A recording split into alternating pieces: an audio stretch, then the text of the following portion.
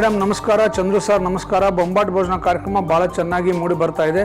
ನಮ್ಮ ಮದರ್ಗೆ ಬಹಳ ಇಷ್ಟ ನಿಮ್ಮ ಕಾರ್ಯಕ್ರಮ. ಅಮ್ಮ ನನಗೆ ಇಸುಬು ಕಾಲು ಮತ್ತು ಪಾದಗಳಲ್ಲಿ ಆಗಿದೆ. ಇದು ಹೋಗುತ್ತೆ ಮತ್ತೆ ಬರುತ್ತೆ, ಆದರೆ ಕಾಲಲ್ಲಿ ಪೂರ್ತಿ ಇಲ್ಲ. ಮೀನುಕಂಡ ಪಾದ ಅಷ್ಟೇ, ಇಚ್ಚಿಂಗಿದೆ, ನವೆ ಇದೆ. ದಯವಿಟ್ಟು ಕೈ ಮುಗಿದು ಕೇಳಿಕೊಳ್ತೇನೆ, ಪರಿಹಾರ ತಿಳಿಸಿ. ಇಂತಿ ರಿಗಾರ್ಡ್ಸ್ ರವಿಕುಮಾರ್, ದಾವಣಗೆರೆ. ಈ ಮಾವಿನಕಾಯಿ ಹೀಗೆ ಕಿತ್ತಾಗ ಒಂಥರ ಒಂದು ರಸ ಬರುತ್ತೆ, ಅಂಟು ಥರ. ಅದು ಸಿಕ್ಕಿದ್ರೆ ನಿಮ್ಮ ಕೆಲಸ ಸುಲಭ ಆಗುತ್ತೆ. ಮಾವಿನ ಗಿಡಗಳು ಎಲ್ಲ ಕಡೆಯೂ ಅಲ್ಲಲ್ಲೇ ಇರುತ್ತೆ.